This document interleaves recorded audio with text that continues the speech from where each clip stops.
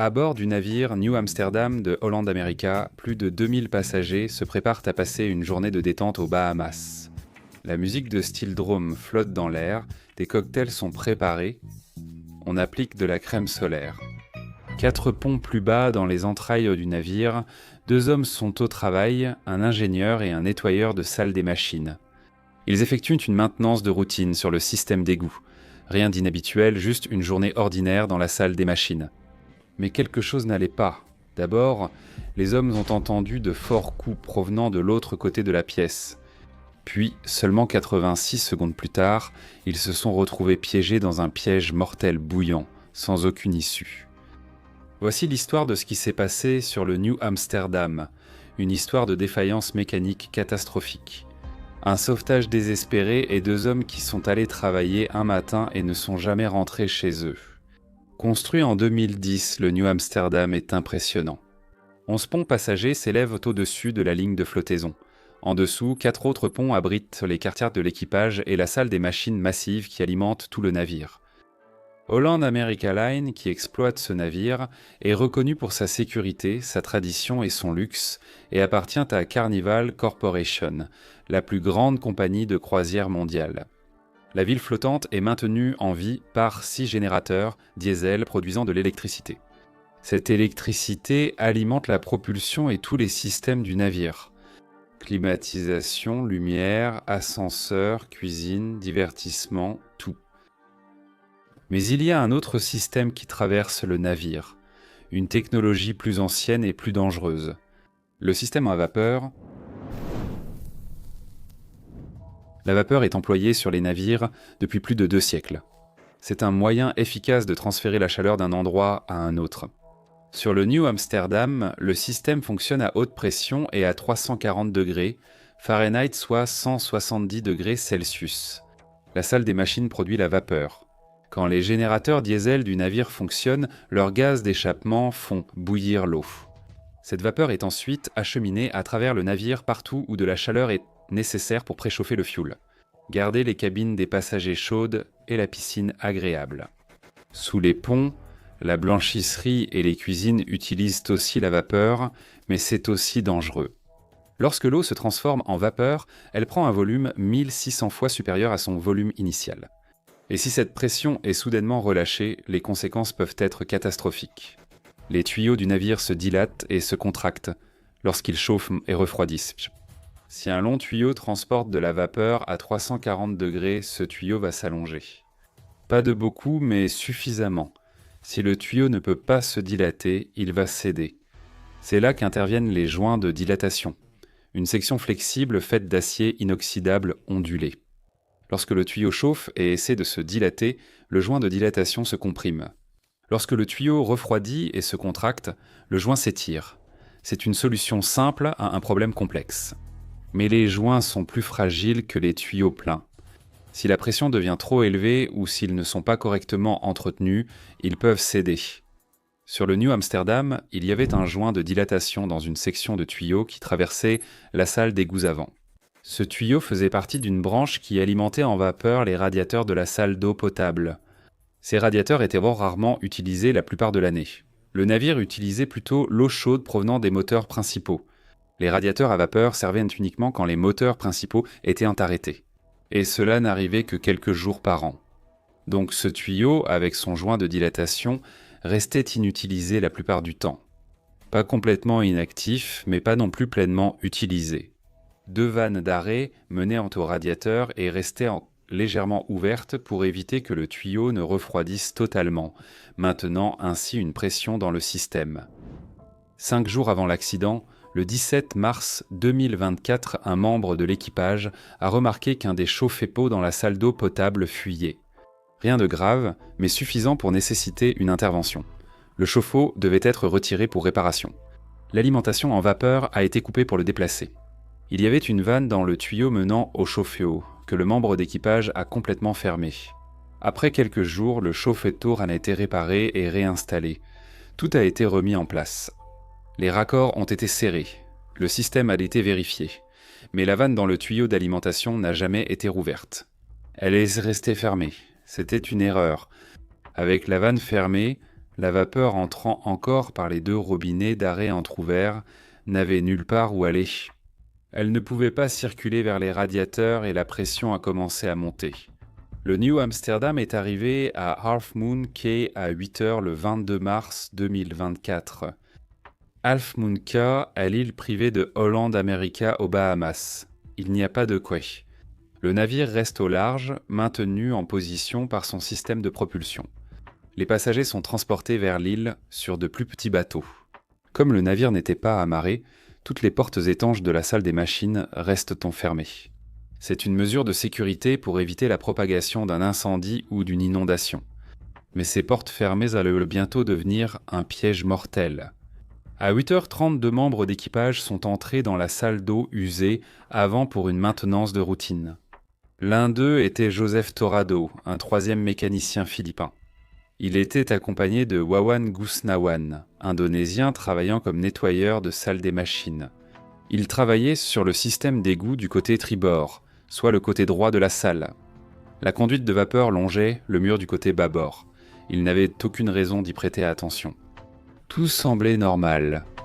Le chef mécanicien l'a entendu en premier, plusieurs forts coups venant de l'avant. Au même moment, la pompe d'alimentation sur laquelle il travaillait s'est soudainement mise en marche. Elle réagissait à une forte chute de pression dans le système. Quelque chose avait lâché, quelque chose d'important. Dans la salle des eaux usées avant, Joseph et Wawan ont aussi entendu les détonations. Ils étaient bien plus proches. Le bruit venait de l'autre côté de la pièce, du tuyau de vapeur.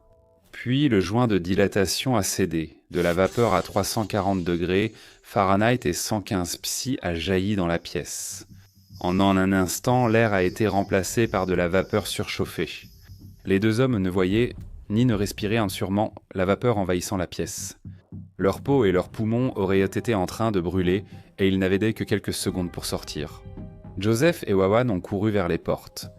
Il y avait 2 portes menant hors de la salle d'eau usée avant, la porte 3 à l'avant menant à la salle d'eau potable, la porte 4 à l'arrière menant à la salle d'eau usée arrière.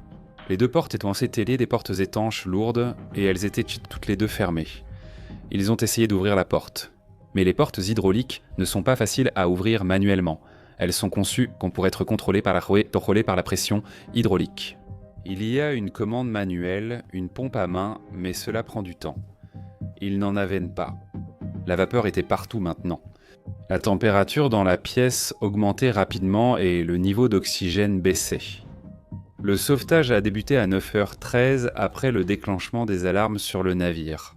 Dans la salle de contrôle, une alarme a signalé une fuite électrique due à l'humidité ou à des dégâts. En même temps, l'alarme incendie de la salle des machines s'est activée. Tous les détecteurs de fumée dans la salle des eaux usées avant avaient été déclenchés. Sur la passerelle, les officiers en chef ont vu les alertes et déclenché une alarme d'urgence de niveau 1. Cela a déclenché la procédure d'incendie. Chaque membre d'équipage a un rôle en cas d'incendie, et 4 équipes de lutte contre le feu se sont aussitôt rassemblées. Dans la salle de contrôle, l'ingénieur de quart consultait le système intégré de surveillance des alarmes.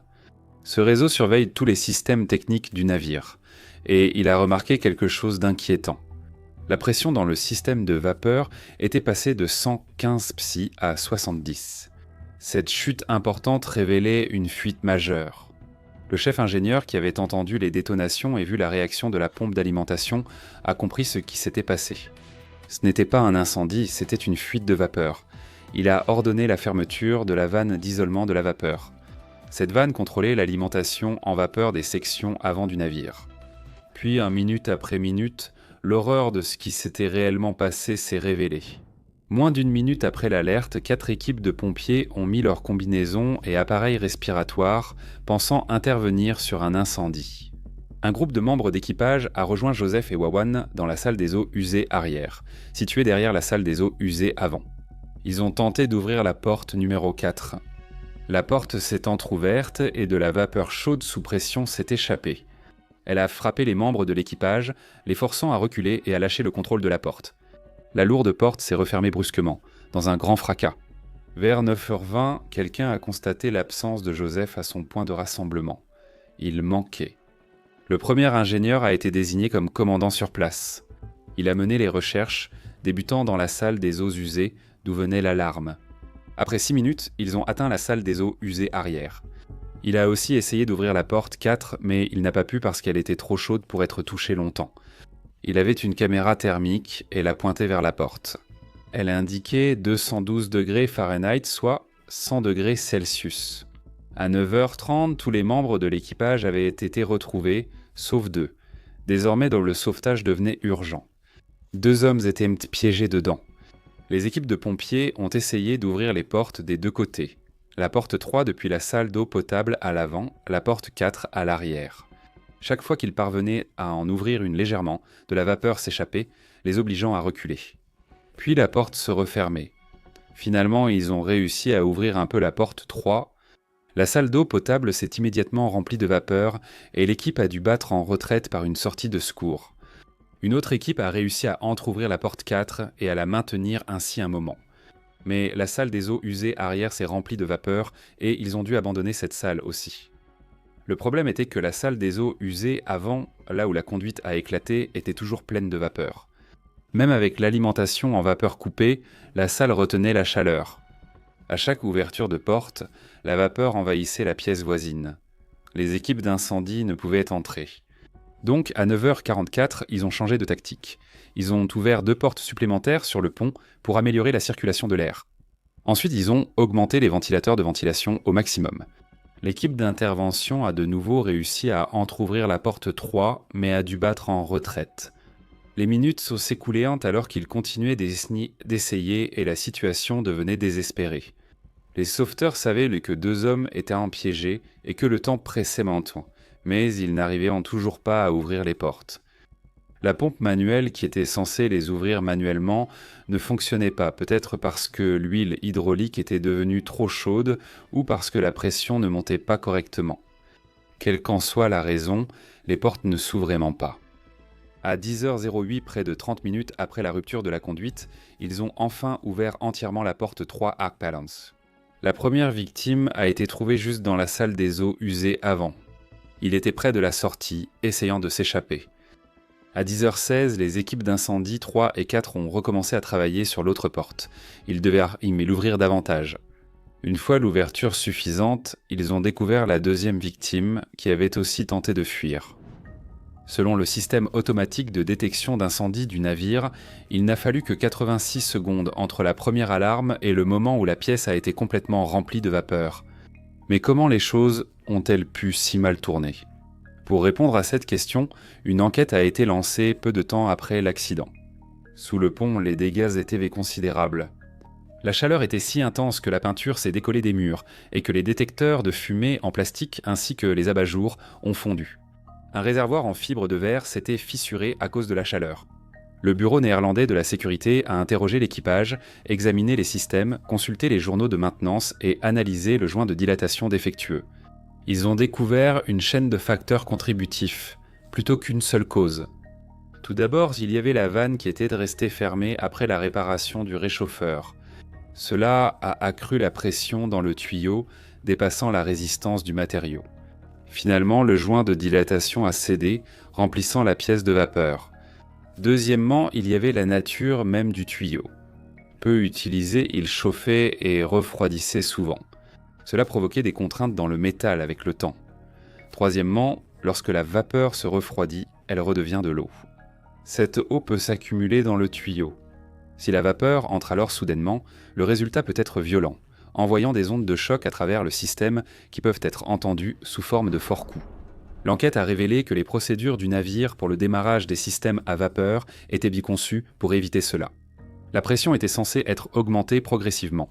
Cependant, la vanne était restée fermée toute la journée et les procédures de démarrage n'avaient pas été suivies car personne ne savait qu'elles l'étaient. Quatrièmement, il y avait le problème des portes étanches fermées. Ces portes avaient sauvé des vies lors d'autres urgences en empêchant la propagation des incendies ou des inondations. Mais dans ce cas, elles ont empêché la fuite parce qu'elles ne pouvaient pas être ouvertes. Cinquièmement, aucun équipement respiratoire d'urgence n'était présent. 2 victimes ne portaient pas d'appareil respiratoire d'urgence non obligatoire dans cette zone du navire.